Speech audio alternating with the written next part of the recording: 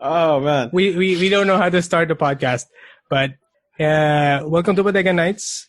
Today I'm starting the podcast. This is Norm. You've got Martin. You've got Joao. I don't know if I'm actually pointing at them when you see the video, but Yeah, man. It was really Whoever's cool, recording. Whoever's recording. All right, so Joao, since I'm recording, right? I am on. Where are you located? Top right. Upper right. Yeah, Martin, you are next to me on the left, and then Norm is on the bottom. I'm on the bottom. You're bottom. You're the bottom. We are standing on the shoulders of giants. Yeah. Oh, is that another way to call me fat? I know I gained weight over the quarantine, man. Hey, I gained weight too, and I'm Percival. I'm Martin. Yeah. But more importantly, recently we just finished a 9-9. Yeah, dude. How much did you, not how much you spent, but what was Lazada able to get from you? What did you get from Lazada? You're listening to it right now. The thing at Lazada. The one thing I got from Lazada. Lazada. Nice. Fried from my cold dead hands. This mayo no mic. Right. How much is that? It's about 3,200 pesos. That's actually good. That's a good price. I mean, better than it's better than my previous one, yeah. The last one, which was about $170. Yeah. Oh my god, dude! What was it? The mic that I used to use, and this is terrible, right? Because I lent it to one of the other teachers. Was about $150 or something, because those were the only mics that were good and available at the time. Mm-hmm. Oh, how about nice? Right, and then after that, I got the one that I'm using for the backup recording. Yeah, the Samsung's Q2U, the one that Martin got, right? Yeah. Yeah. And that's so cheap. We got it for about $50, right? Something like $50, and it came with a headset or something. With a headset. And it's now like 100 something. It's such a really good mic, USB and XLR. Come on. Yeah, well, it's because of the work from home and the school from home, obviously. And people want to make their own podcasts now. Shout outs to Podcast Network Asia for their first year anniversary last month. Congrats, you guys. Reach 7. Congrats, I guess. So bad. Oh man, I really do hope that they I really do hope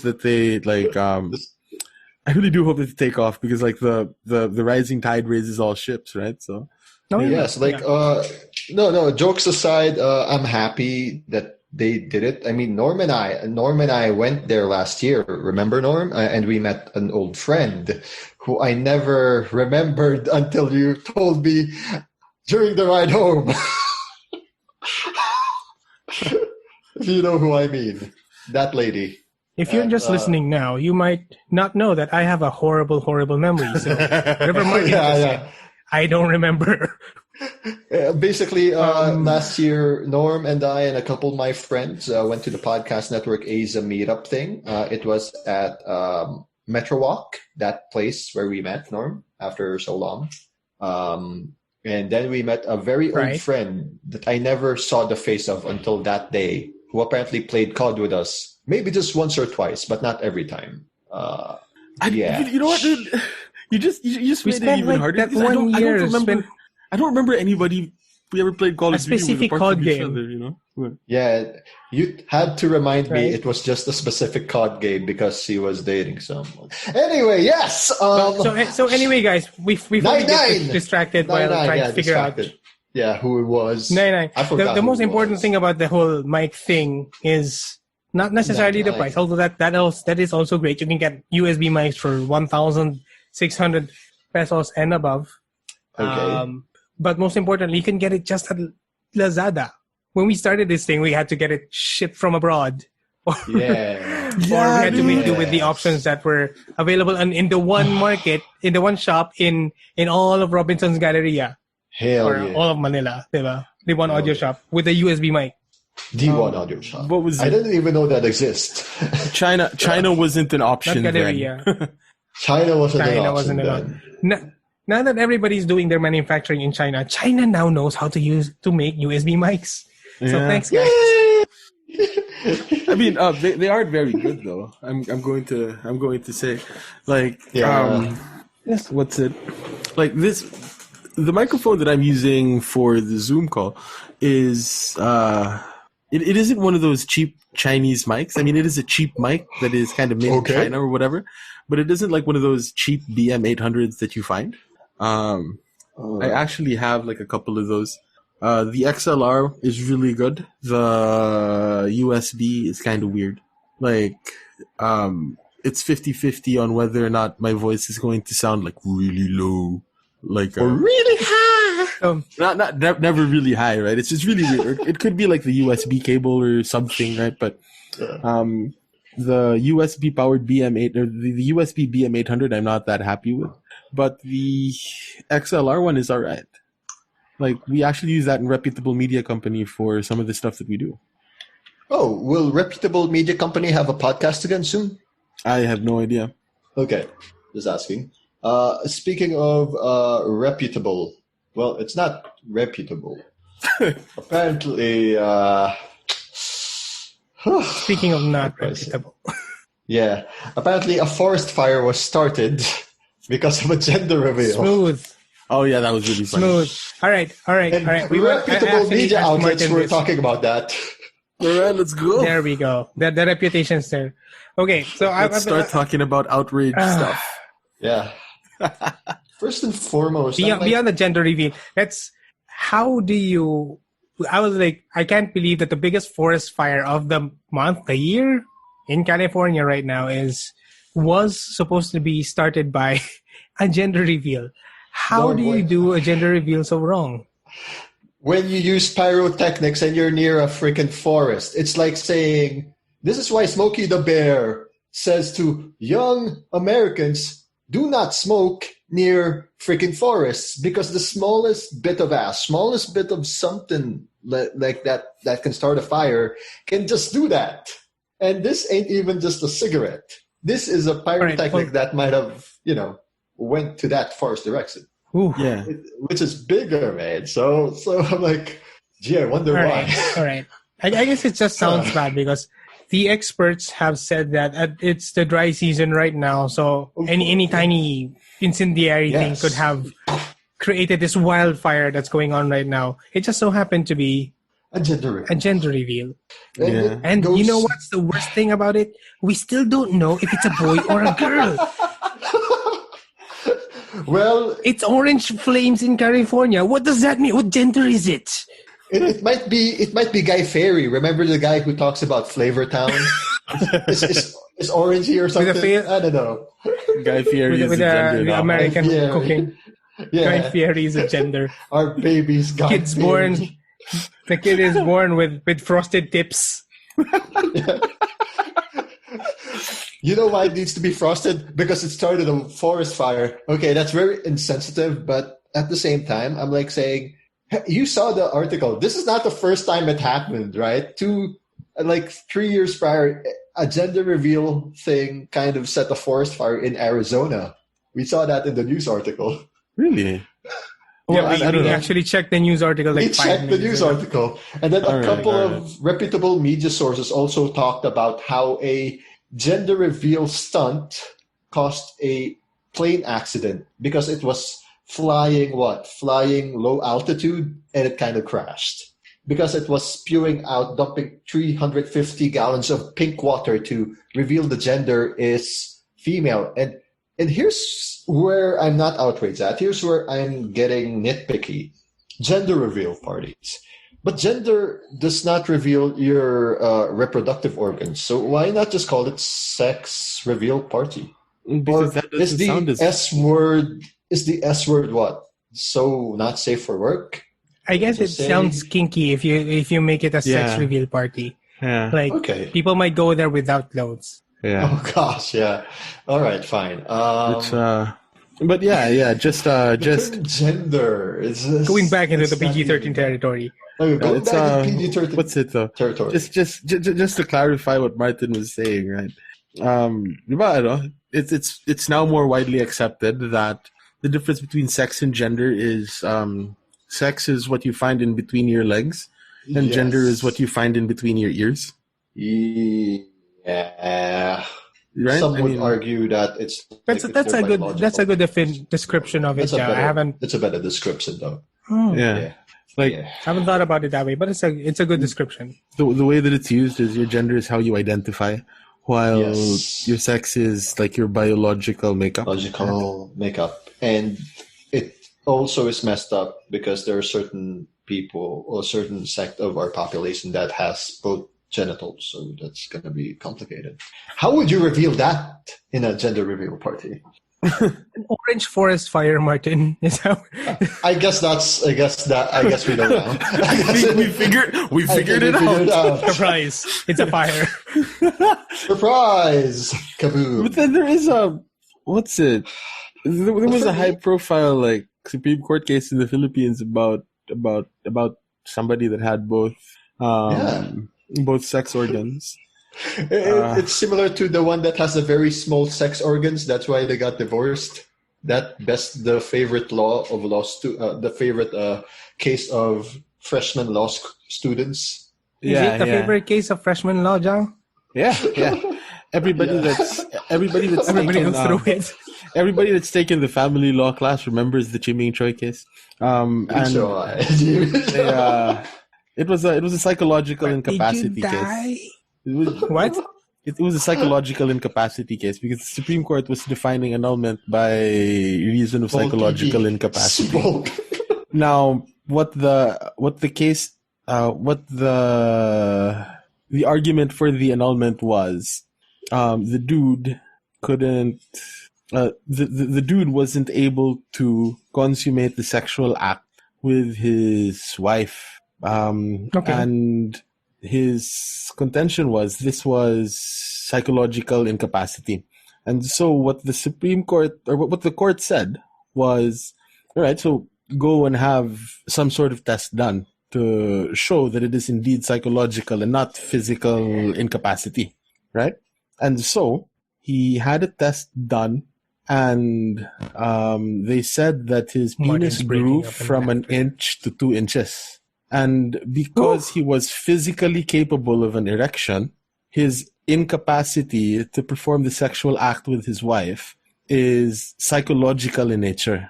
Because he was able to get he was able to essentially double his penis size from like an inch to 2 inches. He was physically capable of getting an erection, but psychologically incapable of getting an erection when with his wife. The wife, yeah. Wife can't get him hard. Right? So it was therefore his psychological incapacity to perform one of the acts proper to marriage that was the reason for the annulment. Yep. Wow. Interesting. Best case ever. Yeah. And that was one of the landmark cases. Everybody remembers it because of the dude's penis size, but the principle there is he was physically capable but psychologically incapable. Incapable. Right? Yeah. All right. Going back to PPs, that could be grounds pala for annulment. That I didn't know that. Yeah. Yung psychological incapacity has often been called the Philippine substitute for absolute divorce. Because the definition of psychological incapacity is something like you're the spouse for reasons psychological or something are unable to perform the rights and duties of somebody being married or of somebody married. I've heard of some cases where you had somebody that was addicted to gambling, and that was used as grounds for an annulment, which was granted by the lower court, because you are supposed to provide for your family, right? And if you have an addiction to gambling, then you logically cannot fulfill the duty of supporting your family because of your psychological incapacity to stop gambling. Something like that. I think that was like the argument, and I think that actually made it through the lower court. I don't know what happened when it was appealed to the appeals court, but at least the lower court saw it that way, which was quite interesting. Lawyers in our comments. Yeah, man. Feel free to confirm what happened. And on that note, we do have, if you like our content so far, what's up? Feel free to follow us on our YouTube, subscribe. Now we've got video now. We got we're video. on Skype for some reason. We're on Spotify. And we have a Patreon. If you'd actually like to support us financially, that would be great. Keep the website up and running. Yeah, yes, actually. I mean, we need website money, man. We need that. The Joao's neon lights don't come cheap. Like, I mean, look, it's not even lit up right now. It's on off. Well, they made in China, so it isn't that expensive. Okay. Speaking of China, have you guys watched Mulan? The animated movie? Yeah, when I was a kid, yeah. I have not, but that's not necessarily because of the boycott. Yeah, me neither. It's I don't know. It just has a lot of red. Yeah, I haven't watched the what is that $30 on Disney Plus thing? Yeah, not the Disney guy, man. Are you a Disney fan? But also, I don't have Disney Plus, so yeah, we don't have Disney Plus, which is why I have no like moral quandary when it comes to pirating it, because I can't pay for it. I think this country has Disney Plus, we got a podcast to run. That's where our money goes to. Do I have the time? Yeah. But guys, I need to ask, between you two, are you guys big Disney fans? Big enough fans to even buy a Disney Plus? I'm a WWE fan. I'm not even buying the WWE network. Well, yeah, I mean, The Mandalorian. Come on. But aside from that, what else are you going to get Disney Plus for? The MCU TV shows. You can get that on Netflix or something else. No, they're not going to release it on Netflix. They're now on Disney Plus. Yeah, the new ones, the new Captain America show, the new Scarlet Witch and WandaVision. Okay, are they out? The new Hawkeye show? Not yet. Not yet. They're gonna come out soon-ish. I'm not even gonna get it until that's done. Like once. I mean, it isn't even available in the Philippines. I mean, sure, like it's not even available, right? Maybe I don't even know if it's available here. Let me check. Because right now we got Crunchyroll, we got Netflix, we got Amazon Prime. I mean, we have that here as well. We have Disney Plus. My girlfriend has like an HBO Go or Plus, or one of those, right? Like, it may be. All I got is Netflix girlfriend. It may arrive in Brazil for $5.41. That's not bad, dude. But remember, in Mulan, you have to add $30. So I'm like, you already have Disney Plus, then you're gonna spend additional $30? Yeah, I mean, if you have like a family of 4, instead of going to the movies and spending $20 per ticket for a total of $80, you just pay the $30, and your entire family of 4 can watch it for less than what you would have paid if you had gone to a cinema. Okay, because for $30, that's like how much in pesos right now? At 48 per dollar. That's 1,500 pesos. 1,500, yeah. Okay, for 1,500 pesos, it's mic. like you're watching. That's the price of like watching it on THX or whatever there.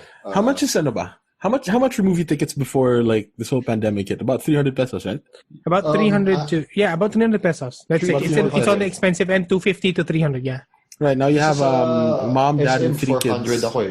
Yeah, but 400 pesos yung spend ko eh. Yeah, so let's just say mom, you're dad, paying for 3 kids. A movie ticket for 5 people. Yeah. But what if you're alone and you got to pay $30 additional from your Disney Plus? I'm like... Then watch it in the cinema. Yeah, like I'll just watch it in the cinema, which is cheaper when it releases in our... Sanitize. There's... cinemas aren't even allowed here yet. Ironically, they're not allowed here yet, but freaking malls are. Freaking everything else are, except schools. I don't know. We're hitting 4 million, and we're back to COVID hour, ladies and gentlemen. But yeah, back to Mulan. I don't get the point of a $30. I don't get the additional $30 thing for a movie when you already subscribe to Disney Plus, unless because Walt Disney and Disney are effing capitalists about this. Because movies don't pay for themselves.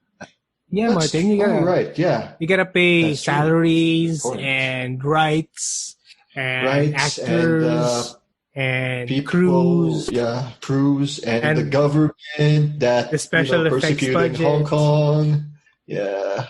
And, and the half of that Uyghurs. is marketing too. Yeah, oh my God. You know that what was That's it? just a messy What was it? situation. And they usually recoup this in cinemas, Yeah. right? And And merch, there aren't but yes, any Merch. Well, yeah, and because there aren't any cinemas now, then they had to find a They're way to not release it. And they ain't spending on cinema fees because there's no cinemas releasing this. What cinema fees? It's the cinemas that pay Disney. Wait, really? Yeah. Whoa. Yeah. They get like an insane chunk of the first week revenue or the first 2-week revenue of any Holy film. smokes. If you want to show Avengers, you gotta pay Disney more that's how it works. percentage of income. That's how it works. Yeah, even like with your Warner Brothers and all of those studios, they get a cut of movie sales. They get a cut of whatever cinema makes for the first week. And I think it's like an insanely high amount, which is why popcorn is really expensive in cinemas, because that's how the cinema makes money. The cinema doesn't make money. Popcorn and sodas. Yeah, popcorn and soda. The cinema doesn't make money on ticket sales. They make money on concession. The tickets. So it's that the reason why certain cinemas before like Shang are strict that you can't buy anything else outside of their floor or the cinema area. Yes, because they have to pay the studios to show the movie in their cinema. Oh, clever bastards. And this is why we hide our other foods in our bags and they can't even see it. Yeah, but this, like, I remember when, like, Shang and all of that were really strict about it. I was like, yeah, of course. Because they aren't making money off of ticket sales. They're making money off of the overpriced popcorn that they're selling us. Yep. The reason SM was able to come in and be all arguably, like, oh, look at us, we're the good guy, blah, blah, blah. Well, that was because they could afford to have their cinemas work at a loss. Yeah. Yeah, because their reasoning for it would probably be because the people don't go just to watch the cinema. Afterwards, they're gonna get lunch, they're gonna buy stuff, yeah, and then they're gonna go home. And besides, they also get rent from those establishments anyway. Yeah, so I mean, and so most of their money comes from the rent. Yeah, for advertising. You're gonna get the rent if you fix this damn door. Yeah, so I mean, like that's why when that was a big issue, that was like one of those things. Like people are being outraged about the wrong thing. Thank God it didn't happen now. Gender reveals. Well, that cause forest fire. I don't know. Going back to Mulan, I watched the first 15 minutes of it, and I was like, "How was it? Ugh, this is. I really enjoyed that movie. This is not your childhood. I mean, I really enjoyed Black Panther, but it made me wonder. Yeah, Black Panther. It made me wonder that about people that lived on the African continent, how they felt about seeing and hearing that representation. Hearing like Chadwick Boseman speak in that accent, because like when you as somebody that is I teach at a Chinese Filipino school, so you know I do get to hang out with a lot of like Chinese people. We bring in teachers from the mainland to teach Chinese, and so like I know what a Chinese person speaking English sounds like, and that isn't it. You know, like you can tell. Like? Well, it definitely wasn't what it was in Mulan. You can sort of tell that this is very much China through the lens of the West. And I was like, I can't watch this, you know, because it didn't feel like it didn't feel like an accurate representation of China, right? Okay. And but who's going to give you that accurate representation of China? China. Yeah. They have like you're gonna trust the Chinese. You're gonna trust Beijing to give you an accurate representation of China. I'm gonna trust Beijing to give me an accurate representation. A better one than Mulan. Disney. Shh. All right.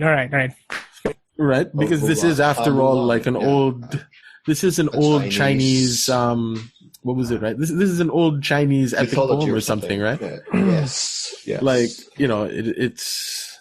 Yeah. Okay. I mean, I'll give you that. They're definitely gonna be a more accurate version than Disney, sure.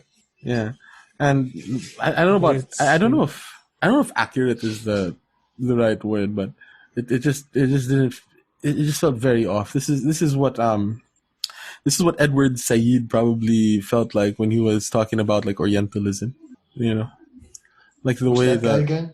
Orientalism, the way the West views the East, dude. Oh yeah, white man's burden again. Fuck no. Sorry. No. Edward Said was a dude that said fuck the white man's burden. Edward Said put forward this school of well, this framework of looking at the world that was based around how the West views the East's art. And what he was saying was something like, this is not how academic research this is not how academia should be viewing the work of the East. We shouldn't be viewing the East from the lens of the West. And this is exactly what we're seeing here. Right? So that was his Orientalism. This is like an early 20th century thing, I think. Nice. So, this was sort of like we might not like think of it like feminism, except instead of like women, it's the East. But yeah, we have been seeing that. It's also correlated to white feminism as well. Remember a meme a few months back? It's a manga character, a Japanese character that looks like a kid and has big breasts, but she's actually in her 20s. And Western people correct her animation to correct her body type. And they're like saying, because there's no one in Japan that has big breasts and as small as that. And then I'm like, wait, but have you been to Japan? Have you seen the body types of Japanese or Asians? There are people who have that kind of body type. It's another form of the one you just said, Orientalism. We might not necessarily be in the best position to talk about that. Yeah, Yeah, but at the same time, it's the West being the West again. No. You can. Oh no, okay. Right, but then we need the It's a good point to make, Joao. It's a good point to make. Yeah, amen. I don't know. So I wouldn't necessarily recommend watching it though. But if there's one thing that was really cool about No, go ahead. Oh, no. Go on. Okay. Sige. I was going back to expounding the point of if we're boiling it down to it's basically somebody else selling your story to somebody to another person, and you're right there. Diba? Yeah. Parang he's like 100% right. Yeah. And he's gonna say it from how he understands it, not how it actually happened. Yeah, I mean, from your world. Yeah, I mean that's why I'm not saying that it's bad, I'm just it just wasn't something that I really enjoyed. I wanted it, and I wanted it to be something like that movie Hero. What's Hero again? Hero, that Chinese propaganda movie. Oh right, yeah, the Jackie Bruce Lee one. Bruce Lee. It wasn't Bruce Lee. Sorry. It was. I can't remember who was in it, but the Emperor dude had this like Chinese characters or whatever like above him, and they were all like it looks like it says Chinese ass. Sword. It looks like it says ass. That movie. Yeah, it was a really good. It's the movie with the 3 colors. Yeah. It's the same. In they had the color code for which one was truth and which one was a lie. Yeah, it was. I was expecting something that good, but I don't know. It's Disney. That's it, man. It's a Disney fight. But if I will credit Mulan for doing one thing though, and it's the same thing that the Nobel Peace Prize has done. Y'all remember when Obama won the Peace Prize? That was a very divisive thing, and now that Trump is like has been nominated for the Peace Prize, it's done one thing. It's united people on both sides saying that the Peace Prize is just full of crap. Yeah.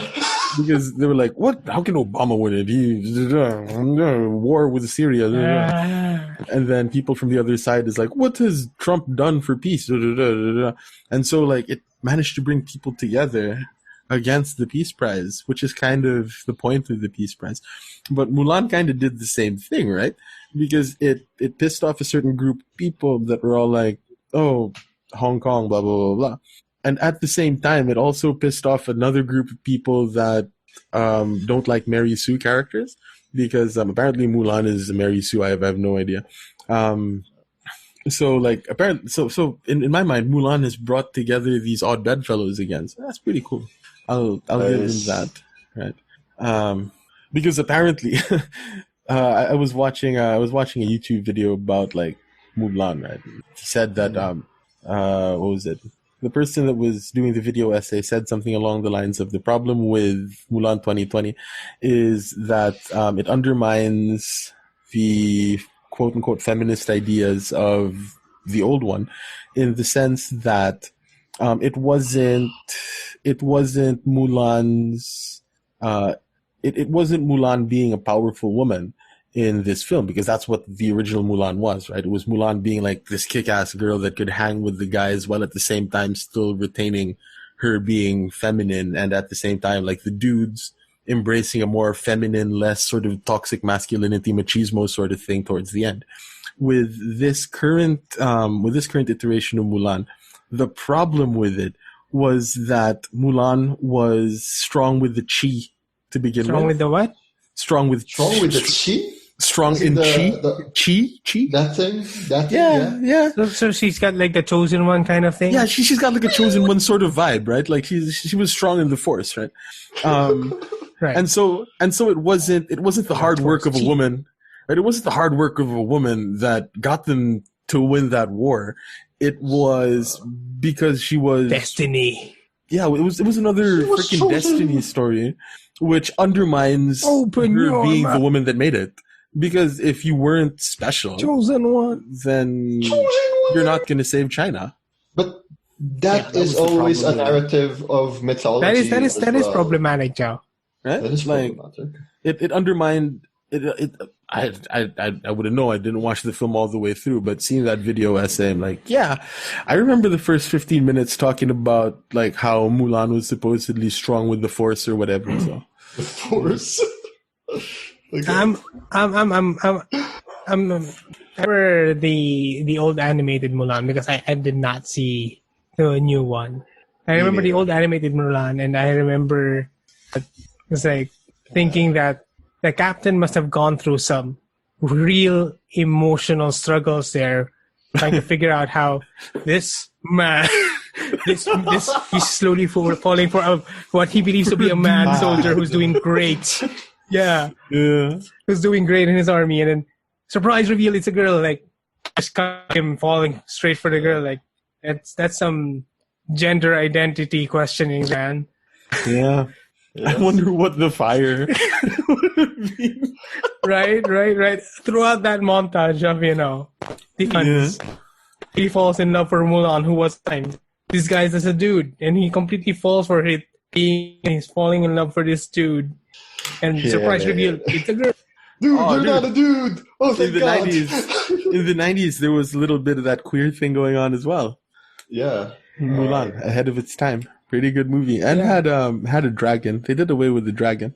What? Yeah, dude. No dragon. On screen, I saw with Mulan with fiery wings. Sorry, spoiler alert.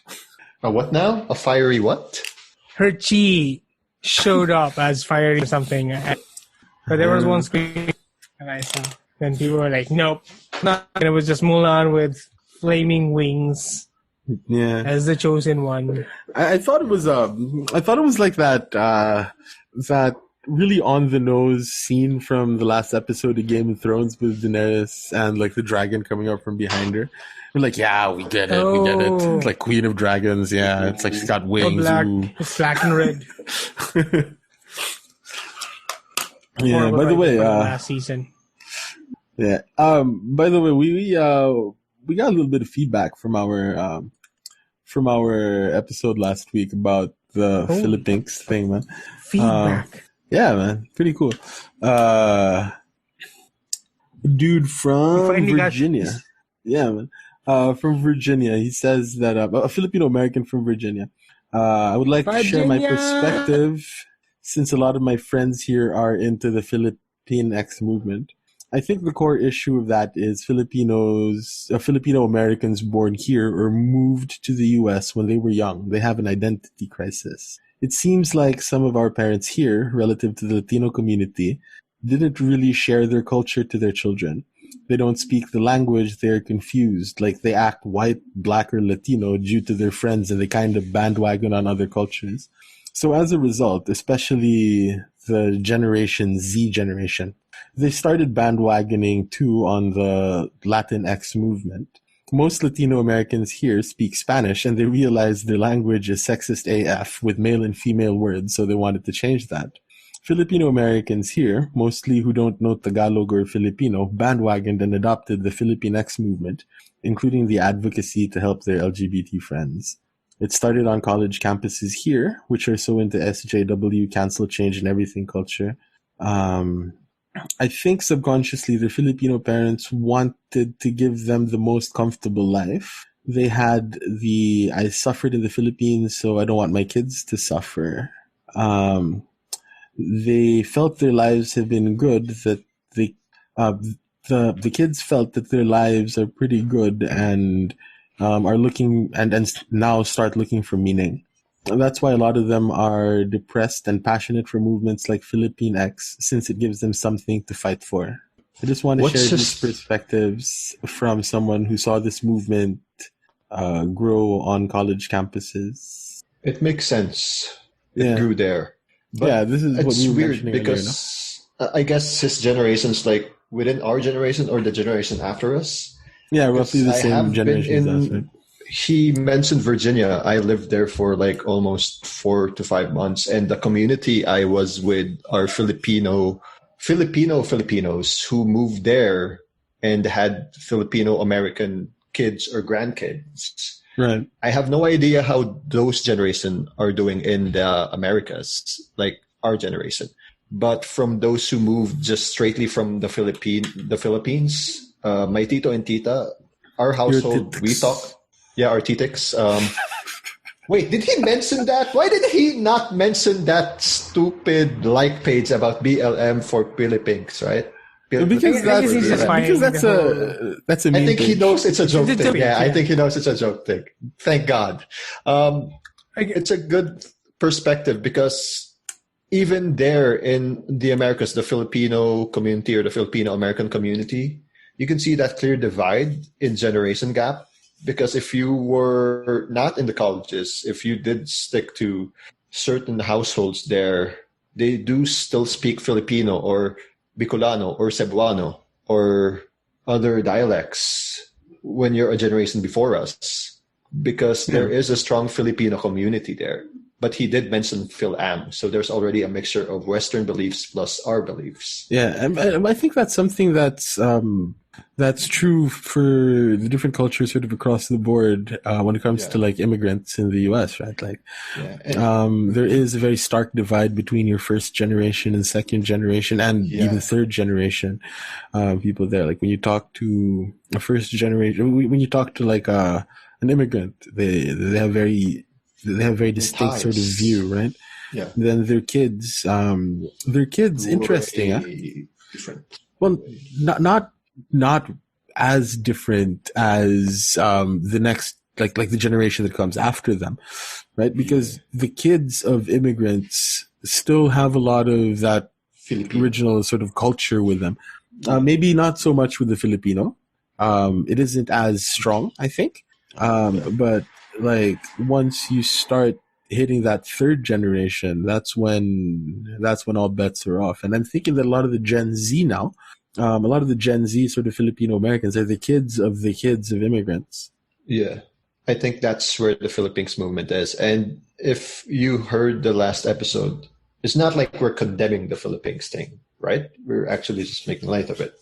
Yeah. And I'm glad he understood that. And it's just interesting because the commenter came from Virginia. And man, I wish I met some of those guys because I was stuck with mostly senior citizens. And I'm like the third generation there. Whenever Martin goes out for fan meet in Virginia, be sure to... Please be there. I'm kind of near the... Or if you're in Brasilia, you might want to buy Martin a beer. Oh, no, he doesn't drink. You might want to buy Martin like a milk. No, I'm lactose intolerant, man. You might want to buy soft drinks or something. Ponce queso. Oh, Ponce queso. Ponce queso. Come on, it's cheap. It's just $2 here, man. It's a very nice reader mail. So you got that from our website, or someone just messaged you? You can email us, actually. Oh, it was an email? No. So where was that, man? It was a message on Messenger. Oh, okay. It's a friend. So hey, if I'm back in Virginia, I'll most likely be in either Virginia Beach or Chesapeake area. Right. So there's a strong Filipino community there, by the way. But like we said, it's a generation gap. So I'm thinking this friend of yours is younger than us or as old as us? He's younger. He's an immigrant. 20s. He's an immigrant. He is an immigrant. That kind of explains it. It kind of explains it's a nice perspective to have that he's giving us, actually. That's right. From where they're coming from. Yes, young. Yeah, and a generation or two removed from the immigration period. From Virginia. Yeah. It's what struck me as interesting from the comment that he gave was in their camaraderie, from his understanding, in their camaraderie with the movement from their Latin friends with the Latinx movement. A lot of people, the funny thing struck me there, the Latin started the movement because of their reach to how sexist the language actually is, right? Yeah. Expanding on the movement, actually doing a research on the Filipino here, discussing the Philippines movement. When our language is gender, but we understand that it's for comedy. It's just kind of funny. It's basically it. It just sounds funny. Yeah, and it's not like we're ruining. It's not. We let people enjoy things. And again, thank you to the commenter. That's a very good. Very good. People enjoy things. People enjoy things. We actually so long as you like to let people enjoy things. So long as it doesn't give forest fires, okay? Yeah, like we kind of draw the line at forest fires, don't we? but let's go back there, because me and Norm were talking about this before recording. It reminds me of the Western thing about extravagance. It's not just them; it's even the East. Like things like the Sweet 16 parties, things like our debuts, things like a very, very extravagant wedding with a same day edit of a video by some Magbanwa guy. That kind of thing. It's oddly specific, but okay. Yeah, those kinds of things. It's not the consumer. There's an entire industry around it, Martin. It's not just one guy. It's not just one guy, but it's the guy I get in my head sometimes. Yeah. As a person who's going to be married with some of these, and part of that marriage includes some of the extravagant stuff, indulgences of extravagance. Oh my God. Are you going to pull off a laureate, Norm? The last wedding I had in Green Hills, laureate, like 10 courses of food were like, on course number 5, we're already full. Thank God. No, we're not doing it. And then, no. We're not doing it because that will be so stereotypical. So we're not gonna do it. We're just gonna have as much as possible, a regular wedding within acceptable means. And budget. And budget. And limitations of COVID and whatever the IATF approves, which could be a 0.3 meter distance. Do they understand what 0.3 meters is in public transportation? 0.3 meters is this. Yeah, I think. Yeah. It's like roughly 1 foot away. Yeah. So it's like you could be shoulder to shoulder, so and you're my head is a head, so it's so sensing. This is ridiculous.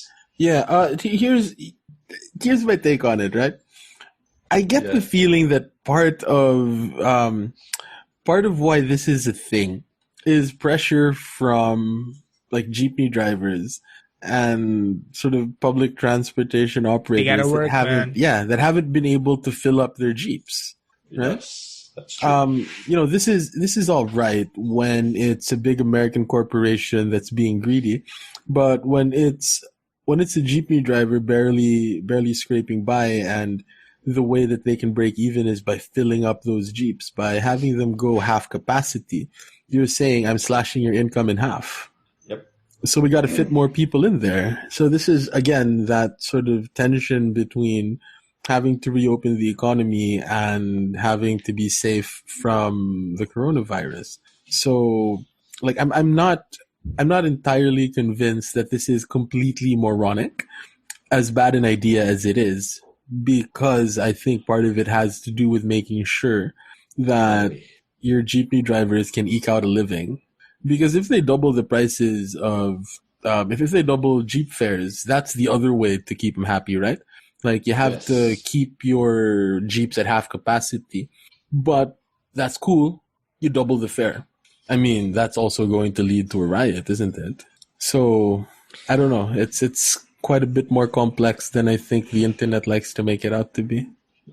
Oh yeah, it's not an easy problem to fix. But the way they're going about it is kind of worrying. I guess we'll see how it goes. It is scary, man. Yeah, I mean, it's not like public transportation. Not like COVID's done. Anybody who's got like half a brain would know that public transportation is kind of scary right now, but not a lot of people have choice, and it's kind of gonna be like a domino effect. I'm worried it could be a domino effect. Like, we have public transportation, more businesses are gonna require workers to come in because there's public transportation. So, with more workers coming in, there's gonna be more exposure. So, that might happen. But let's see. Hopefully everybody stays safe throughout the thing. I don't know, maybe it's like my humanities, social science sort of background. But the thing that I find a lot more interesting is that sort of interplay when it comes to the effects on like the economy, and say more than the medicine behind this whole COVID thing. That's like, I don't know if that's a good thing. Right? But like, things like that. Like it informs my ideas on it informs my take on, say, that social distancing thing. Like, yeah, it's a really bad idea, but at the same time, it's got to be, it's got to have some sort of benefit to a fairly powerful lobbying group, and my guess is that that's the public transport lobby. Towards the beginning of the lockdown here, there was this one barangay that had this big sign outside that said, if you can't free us, feed us, right? And it's kind of sad, right? Because like so many people live in poverty, and the way to pull people out of poverty is to make sure that there is employment opportunity. But then when somebody is a driver, what is the employment opportunity there in a pandemic? So again, it's that sort of interplay there that I find to be so interesting. Like, what's the pivot here in the entrepreneur mindset? Like, okay, you can't run knees as transportation, so what can you do privately? Like, can you transport goods? Because that's been a thing, right? One of the transport groups has tried to hire jeepneys as transportation, and then even some parts of the local government have tried to address that with Pasig City, if I remember correctly, early on, hiring tricycle drivers as shuttles instead of trying to figure out how to do the logistics on their own. They're gonna hire tricycle drivers as shuttle services for healthcare workers and some key personnel. And our national government decided to shut that down. Social distancing. Government. 0.3 meter. So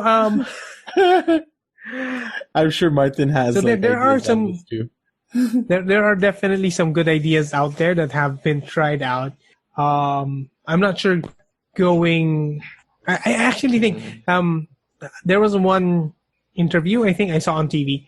But which one?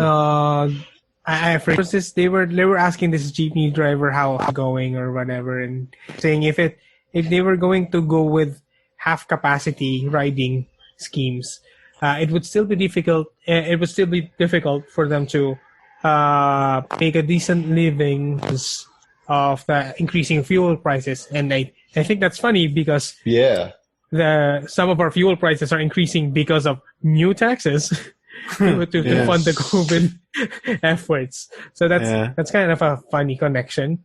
But one of the safer ways to do it, I guess, would be to find a way to have a safe capacity for running public transportation that also the need for the jeepney drivers day to day. Yeah. I don't know if that means that they're still going to be privately operating on their own as individuals, as most jeepney drivers are. I'd hate it though if we had if there was a nationalization of our public transportation. Mm-hmm. Because the nationalization of industry is a great way to make things crappy. I ordered a package I ordered a package in January, and PhilPost still hasn't gotten it here. It's probably gotten lost in the mail. Whereas every other package that I've ever ordered from Lazada or Shopee, which uses a private courier, or Amazon, has gotten here just fine, right? So, the moment we nationalize something, that's the best way to get it to die. That's why I'm scared that our government might think it's a good idea to start expropriating the airwaves for internet connections, because I'm not even worried about censorship and the Great Firewall or whatever.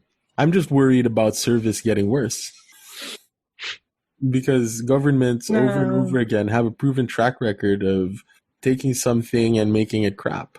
I mean, that's a terrible generalization, right? But if the Department of Foreign Affairs uses a private courier to get you your passport faster, well, that's pretty damning for our Philippine Post Office. Pretty much. So I don't know. Wait, I think this is a good public to private thing, because Norm was talking about this with me a few minutes before recording. It's the interplay between government agencies in America and a privatized group that specializes in employing superheroes. I think it's the series called The Boys. Oh, dude, how is it? I haven't watched it, but it's amazing. It's pretty good. I heard it's amazing, so I finally after a year. I just saw it on my FB memories last night. I said, "Hey, this looks interesting. I might watch it soon." It took me a year to watch episode 1, season 1. It's pretty fun. The Boys is really good. It's pretty fun. It's a concept that has been done in the 80s, but not this big. It's like corporate America with superheroes, and most of the superheroes are dicks. That's how the premise is, how I see it. So it's sort of like how it is. I don't know. Anyway. You know how DC is slowly going grittier and grittier and grittier. Yeah. DC. Yeah. They're just gonna. This one is basically what is DC? What is another superhero world if it's set in contemporary America, and you've got the contemporary American mindset. You've got some heroes who are devout, some heroes who believe that their powers come from God above, some heroes that are actually atheists, and how that economy works is explored in this show. It's actually a comic from how many years ago, Martin? Yeah, from a comic book. Yeah, almost a decade or more, because it was talked about to have a film by 2007 or 2008. They were trying to make it a live action movie. Well, let me actually look it up into a web series. Around if there are any people who have watched The Boys, it's really good. This is like a Garth Ennis thing, I think. Like it's a Garth Ennis. Simon Pegg was supposed to be the main character, but he got too old for it. I think so. It's a comic book. By the way, my connection's unstable, so I'm still talking through Audacity. You can still hear me, right, Joao? Just use my audio tracks. Sort of. Okay, sort of. It's cool. There, it's based on a comic book by Garth Ennis. I've actually... Yeah. 2006 and 2008. In the world where superheroes exist. So many, it's kind of like a better version of Kick-Ass.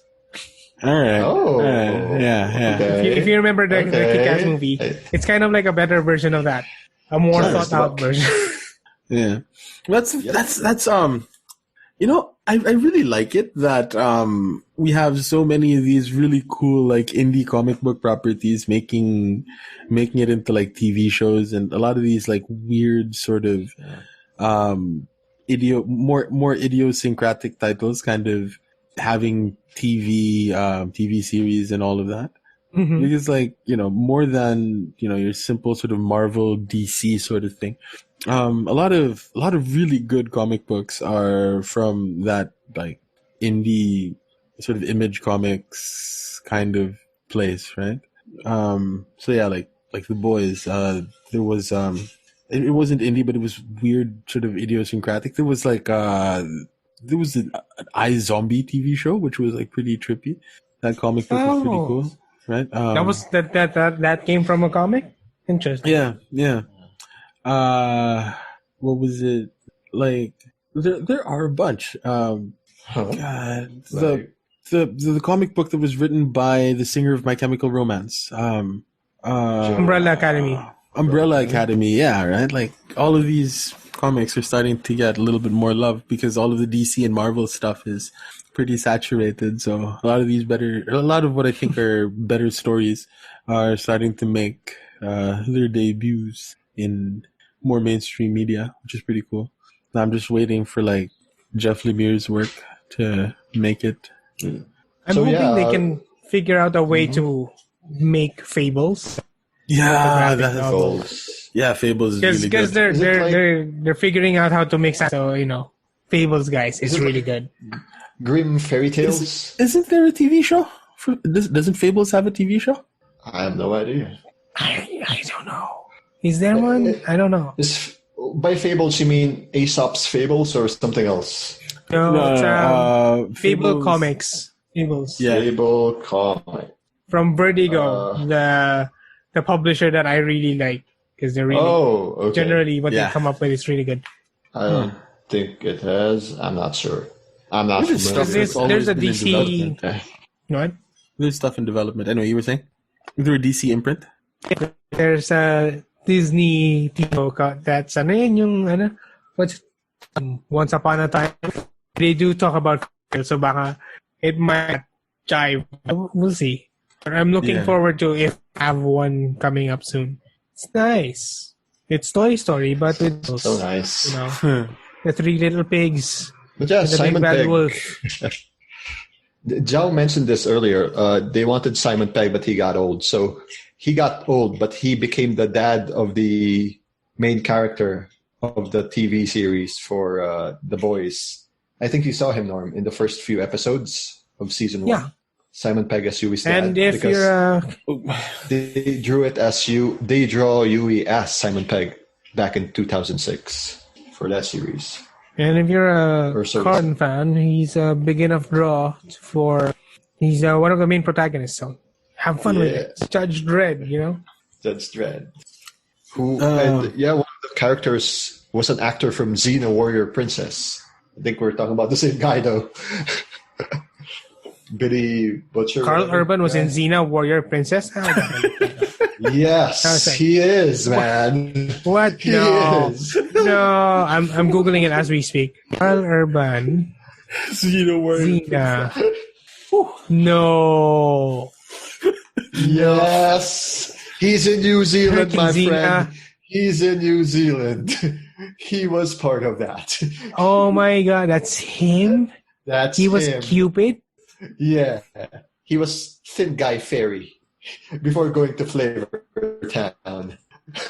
Yeah, he was Cupid. Yeah, like what? He was Cupid.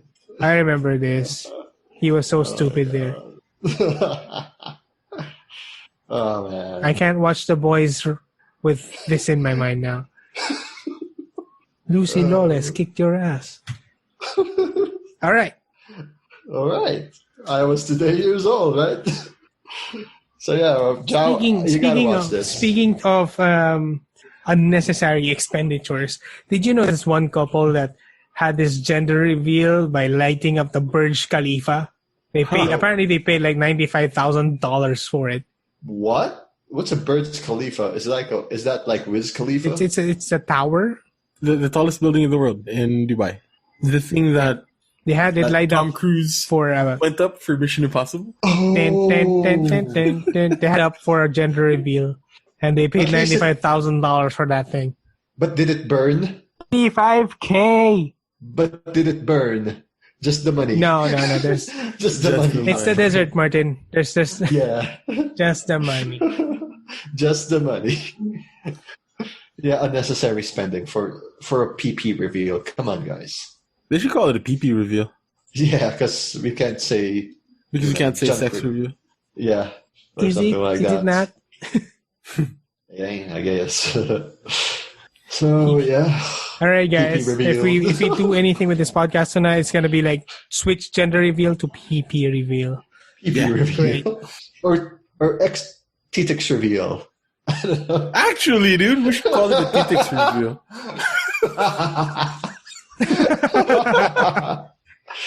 Oh shit, Joe. Virginia. Oh shit, Joe. Advance happy birthday, man. John Carter. Wait. It's not for a couple of... Really, is it? No, dude. Couple of months? Couple months. Oh, crap. Yeah, this really COVID. Well, you know. We've lost all sense of time. Time is no longer a construct that time is value. Not a constructicon. What are weekends? What are weekdays? Yeah. What are weekdays? Oh, gosh. It's weird because I know next week I won't be part of this thing because I'll be stuck in another Zoom webinar. Thank God for Zoom webinars. It's so cheap. We don't burn money for unnecessary travels. We just make it on Zoom. So now you can use all of your money to buy that goat head.